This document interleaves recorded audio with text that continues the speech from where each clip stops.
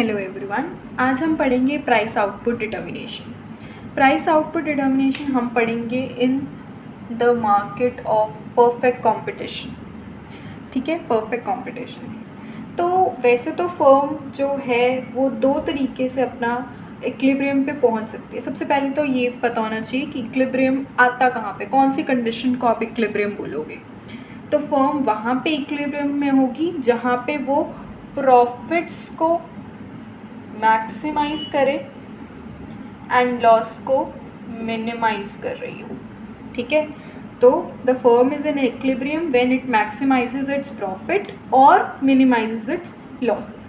तो इक्विलिब्रियम जो है वो दो तरीके से हम लोग निकाल सकते हैं फर्म का, that is either by TRN TC approach, that is total cost and total revenue approach, और it is MR and MC approach, that is marginal revenue and marginal cost approach.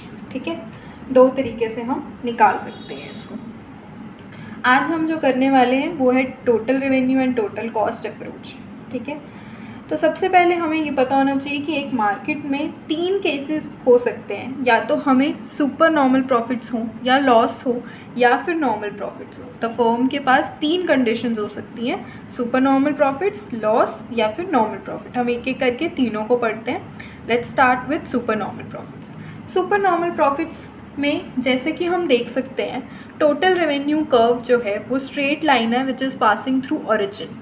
ऐसा क्यों होता है? क्योंकि हमने परफेक्ट कंपटीशन की बात करी, वहाँ पे फर्म्स कौन होती हैं? Price taker, they are price taker. तो फर्म्स जब प्राइस टेकर होती हैं, इसलिए फर्म की जो टोटल रेवेन्यू कॉस्ट है वो कैसी होती है? Straight line which is passing through origin. इसका क्या मतलब है कि firm can sell any amount of output at the current market price, इसलिए ये आपको स्ट्रेट लाइन मिलती है। दैट इज़ फर्म एक प्राइस टेकर है कि फर्म कितना भी अमाउंट ऑफ आउटपुट सेल कर सकती है at the current prevailing market price पे।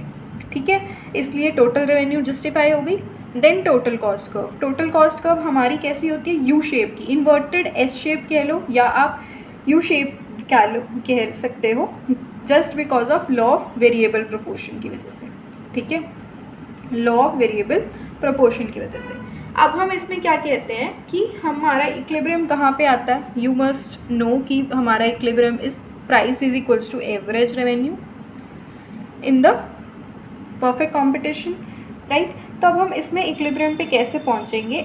जब हमारी टोटल रेवेन्यू कर्व जो है ए और बीच का जो गैप है वो मैक्सिमम होगा, that is the normal profit और the super normal profit case. ठीक है, कि जब ये XA O to XA show us the loss.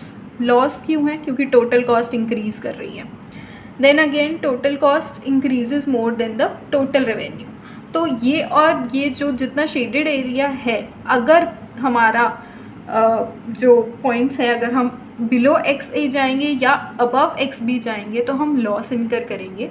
And हमारा इक्विलिब्रियम कहाँ पे आएगा? जब हमारे पास ये वाले पॉइंट पे आपका इक्विलिब्रियम डिटर्मिन होगा, X star. Why? Because A और B के बीच में गैप जो है वो मैक्सिमम है इस पॉइंट पे, यानी कि टोटल रेवेन्यू और टोटल कॉस्ट में जब मैक्सिमम गैप होगा तभी आप प्रॉफिट्स अर्न करोगे। तो इसलिए यहाँ पे super normal profits firm earn करती है, क्योंकि फ्री एंट्री है और उसके साथ साथ हम लोगों का टोटल रेवेन्यू और टोटल कॉस्ट का गैप यहाँ पे मैक्सिमम है। Then we have the second case as loss. Loss में क्या है कि ये हमें ये दिखाते हैं कि फर्म्स जो है वो लॉसेस भी अर्न कर सकती हैं। जब लॉस कब होगा? जब total cost is more than total revenue. This case shows कि टोटल कॉस्ट जो है वो टोटल रेवेन्यू से ज़्यादा है। ठीक है, आई इरेज दिस क्योंकि फिर डायग्राम बहुत ज़्यादा मेसी हो रहा है, तो लेट मी इरेज दिस ताकि आपको एग्जैक्ट समझ आ जाए। ठीक है, ओके। सो टोटल कॉस्ट जब हमारी टोटल रेवेन्यू से ज़्यादा होगी, अब जैसे कि आप दे सकते हो टोटल रेवेन्यू हमारी यहाँ पे है और टोटल कॉस्ट टोटल रेवेन्यू से कितनी हाई है।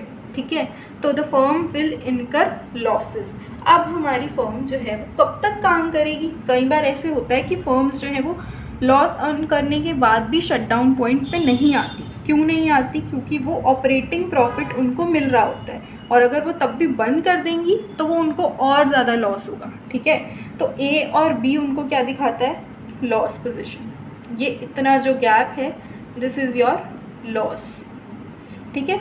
But operating profit is B to C, जो कि टोटल वेरिएबल कॉस्ट की वजह से कि आप फर्म बंद ना करो तो आपको एटलीस्ट इतना तो फ़ायदा हो रहा है, तो firm will continue operating, right. Then the last case is the normal profit case. Normal profits हम लोग जब शॉर्ट रन की बात करते हैं तो फर्म्स जो है वो शॉर्ट रन में नॉर्मल प्रॉफिट्स इनकर करेंगी। जब टी कर्व जो है वो TR कर्व के टेंजेंट होगी, उस पॉइंट पे हम लोग नॉर्मल प्रॉफिट अर्न करेंगे, that is at E point earning Q star quantity. Thank you.